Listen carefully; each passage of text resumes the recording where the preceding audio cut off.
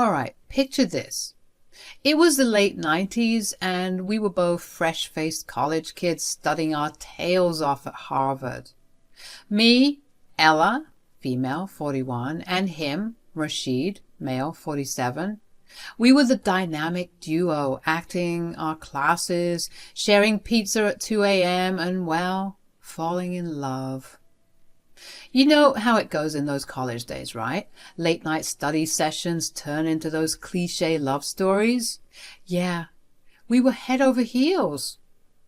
And trust me when I say he was perfect, like in every possible way.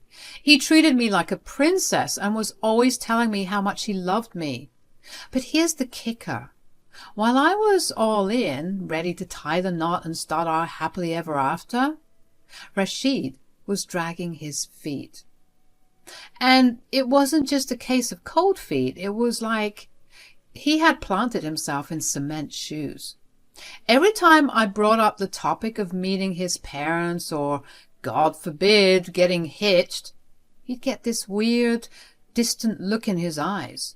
It was as if he was trying to avoid the topic altogether. So, being the fiery gal I am, I finally couldn't take it anymore. We had this epic argument, and I accused him of lying to me, of hiding something big. Let me tell you, folks, that was the moment things went from 0 to 100 real quick. Ella and Rashid are sitting in their cozy living room, sipping on cups of tea. Ella looks at Rashid with a mixture of curiosity and frustration. Hey, Rashid, can we talk about something? Yeah, sure, Ella. What's on your mind? It's just that, well, we've been together for years now, and I can't help but wonder why you've been acting so weird about getting married and why I haven't met your parents yet. Rashid shifted uncomfortably in his seat. Ella, it's not that I don't want to get married or that I don't want you to meet my parents. It's just what, Rashid? You've been avoiding this topic for ages. It feels like you're hiding something. After some dodging, he finally said, Okay, fine. I've been keeping something from you, and I didn't know how to tell you. The reason I haven't introduced you to my parents and haven't proposed is because they don't know I'm marrying an American woman. What the frick? What does that even mean? What? Are you serious, Rashid? How long were you planning on keeping that from me? I know, Ella, it's not fair to you, but my parents have these traditional expectations. They want me to marry someone from our culture. They don't know I'm in love with a black girl. Wow, 3 years? And your parents don't know me? I was 25 at the time. I know, it's awful, I'm sorry. They want me to marry someone of Arab descent. They're strict about it and pretty racist, and I didn't know how to break it to them. So, you've been hiding me? Is that it? Hiding our relationship because you're afraid of what they'll think? You're supposed to love me, even in the face of your racist a-hole parents. I didn't want to hurt you, Ella. I love you so much, and I didn't want to put you in this position. Rashid, I don't know how I feel about this. I love you too. But this changes everything. Marrying into a family with such strict values? I'm not sure I can handle that. Ella, please don't leave me over this. I'll talk to my parents. I'll do whatever it takes to make this work. I can't imagine my life without you. Rashid, I need some time to think. I need to figure out if I'm willing to navigate these cultural differences, and if I can trust you after you kept this from me for so long. I understand, Ella. I should have been honest with you from the start. I'll give you the space you need, but please know that I'm willing to fight for us. I was torn, y'all. On one hand, I loved Rashid with all my heart, and I thought he felt the same. But on the other hand, I couldn't help but wonder if I was ready to jump into a family with such strict values and expectations. Plus the fact that he had kept me hidden like some sort of secret agent had me feeling uneasy. even if I could understand why he did it. I mean, relationships are all about honesty and trust, right? And it seemed like we were starting ours on shaky ground. I needed some time to think things over, to figure out if I could handle being part of a family that might never fully accept me. So after that heart-wrenching conversation, I decided I needed some space to clear my head. Let me tell you, those weeks apart from Rashid were the toughest of my life. I was down in the dumps, more depressed than I'd ever been. But in my heart, I knew Rashid was my person, my perfect match, and I couldn't imagine my life without him. And so, like a fool in love, I went back to him, telling him that I'd do anything with him or for him for the rest of my life. Ick. After we got back together, we did our best to come up with a solution, but everything was sounding kind of scary. After much soul-searching, Rashid and I decided to take a rather unconventional route. We'd get hitched secretly without his parents knowing. This was Rashid's way of proving that he really loved me. Because Rashid was still scared of his parents, he said he would vaguely tell them he'd found a nice girl from a good Lebanese family, conveniently leaving out the part that I was black and that we were already a married couple. The plan? To surprise his parents by bringing me to Lebanon when the time was right, and convince them that we had spent enough time together and that it was true love. We were hoping for something from a fairy tale, I know. Our scheme was to savor the blissful married life for at least a year before properly revealing everything. The grand finale was to fly to Lebanon and drop the bombshell on his parents. If they couldn't accept us, Rashid would reveal that we were already married and insinuating that it was all too late and that he loved me enough to risk disgracing himself. It all sounded like a brilliant plan at the time. Now, you might be wondering how I agreed to this. Well, let's just say Rashid was quite the persuasive guy when he has his mind to it. And maybe, just maybe, I was so head over heels in love that I let my better judgment slip away. Oh, time flies when you're having fun, doesn't it? That year of enjoying our lives as a married couple went by in a flash. Everything felt perfect, and Rashid made sure I knew how much he loved me. He reassured me time and time again that he would always choose me in the end. But as that first year ended and we got into our second, I couldn't help but wonder when we'd make the trip to Lebanon. He wasn't making plans like he said he would. I'd brought it up a few times, and each time Rashid seemed to put it off. He'd get all nervous and wary, saying he needed more time, that the longer we waited, the better. He believed that being married for a longer period would prove to his parents just how committed we were. And to be honest, we were really enjoying our time together, and we were procrastinating that impending wrath that we'd get. Our love was stronger than ever, and the thought of facing his parents' reaction was daunting. So against my better judgment, I agreed to wait one more year, but no more than that. I couldn't deny that a part of me wanted to believe that Rashid was right, that more time would make things easier. So that's what happened. We continued our lives as a happily married couple, cherishing every moment together while I counted down the days until our journey to Lebanon. During that time, I decided to take matters into my own hands. I was determined to make a good impression on my strict in-laws, and I thought learning Arabic might be the way to do it. So I dove headfirst into learning the language, and let me tell you, it was no easy feat. I spent hours poring over books, listening to podcasts, and practicing with Rashid whenever I could. I was on a mission to prove to his parents that I was serious about him and their culture. By the end of the year, too, I was nearly fluent in Arabic, and I thought, this is it. They'll surely be ready to meet me now. But Rashid, well, he was still hesitant. It felt like he was dragging his feet again, and I couldn't understand why. I mean, I had put in all this effort to learn their language, spending hours learning about Lebanese culture and how to cook Lebanese food, just to embrace their culture and prove my worthiness as a good daughter-in-law. And yet, he was still stalling. I knew I had to put my foot down. It was time for us to face the music, especially after I overheard conversations between Rashid and his parents. They were wondering when he would finally bring his dear wife to Lebanon. It was as if they were growing impatient too, and I couldn't let this go on any longer.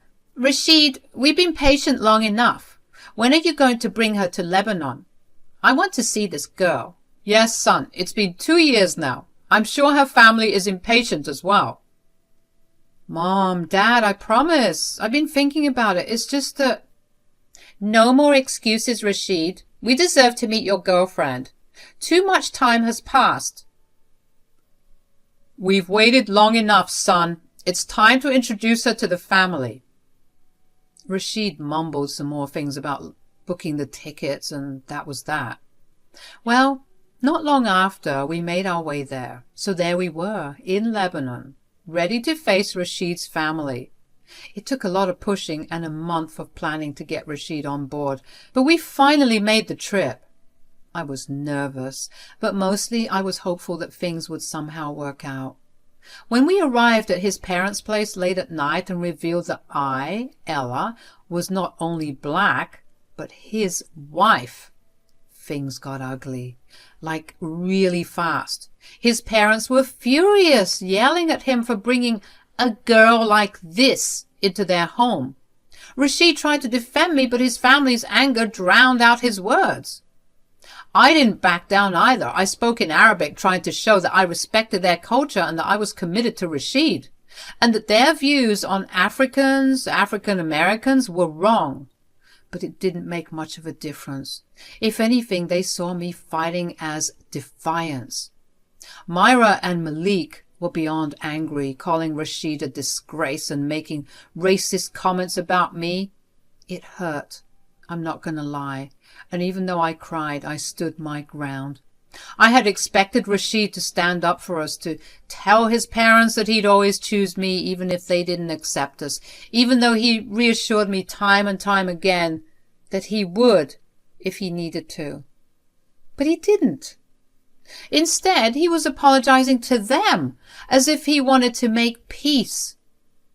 It hurt, because I had hoped he'd fight for our love, or at the very least fight for my dignity as a human being, but he seemed to be siding with his parents, even when they were being so unfair and racist and rude.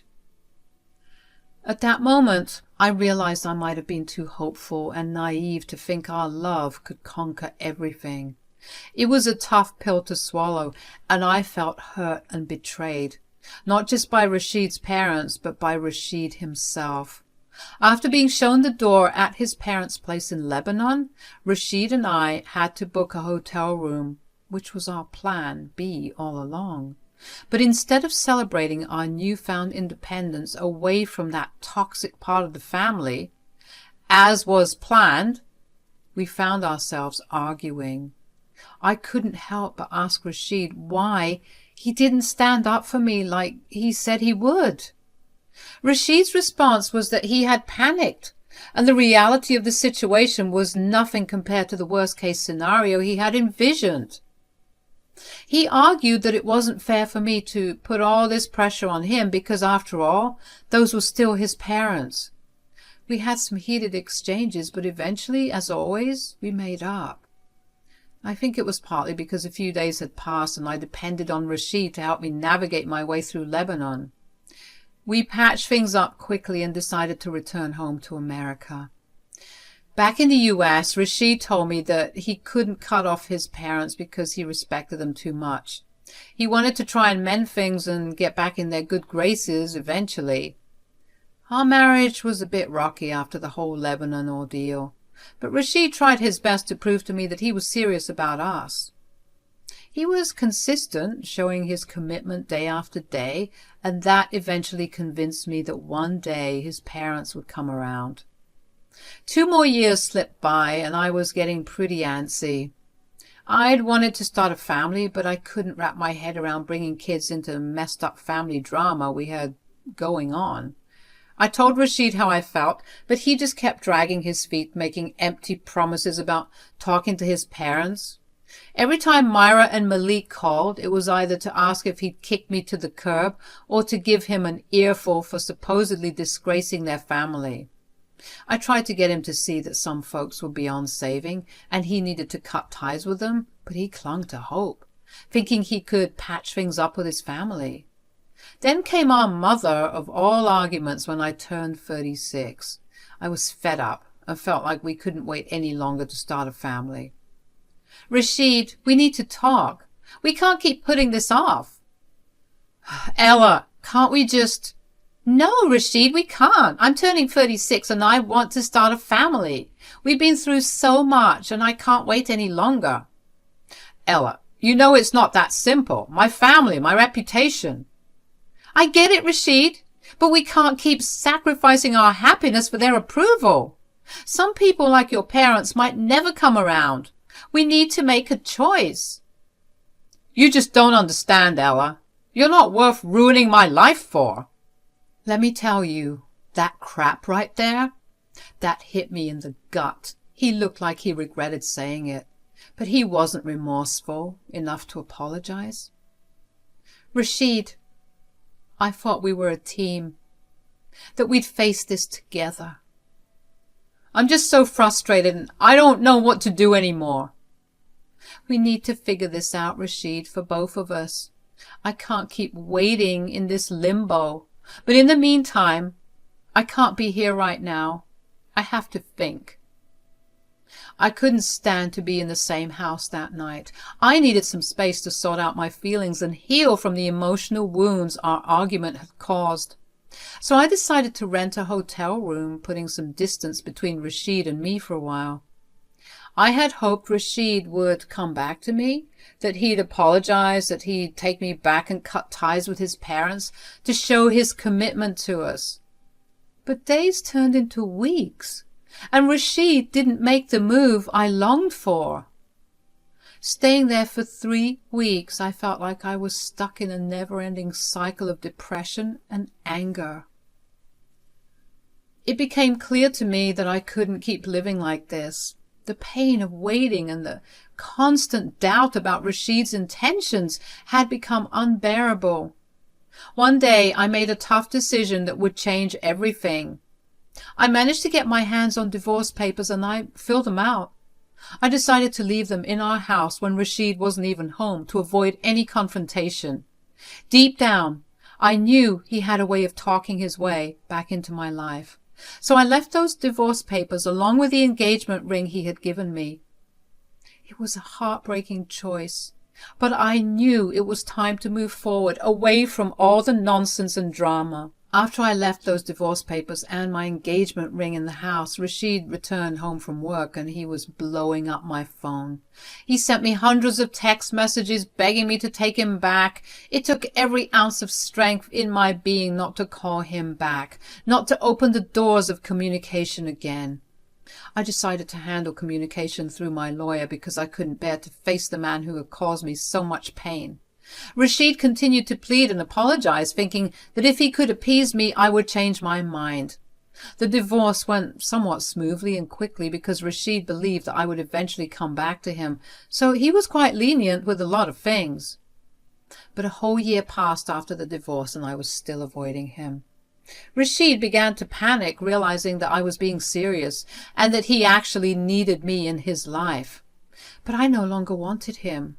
The wounds were too deep, and the pain he had caused was something I couldn't easily forget or forgive. 4 more years flew by, and now I was 41, living my best life, dating around, and thoroughly enjoying my late 30s. Those years had brought a sense of freedom and happiness that I hadn't felt in a long time. I had built a new life for myself, one that didn't revolve around the turmoil that had once defined my relationship with Rashid. Then, out of the blue, my peaceful world was disrupted. My inbox was flooded with emails from unrecognizable addresses. At first, I didn't pay much attention to them, but they kept coming. I didn't want to think ill of my ex, but honestly, I wouldn't put it past a man to continuously harass a woman he was obsessed with. So eventually, my suspicions of Rashid being behind this sudden dose of harassment were right. Eventually, Rashid managed to get a hold of my new phone number, and that's when fear started creeping in. I couldn't help but wonder how he had managed to find my number, so I asked him about it, and it wasn't pretty. His response sent a shiver down my spine. "Ella, how could you ignore me for all these years? What happened to 'till death us do part'? You're selfish, you know that?"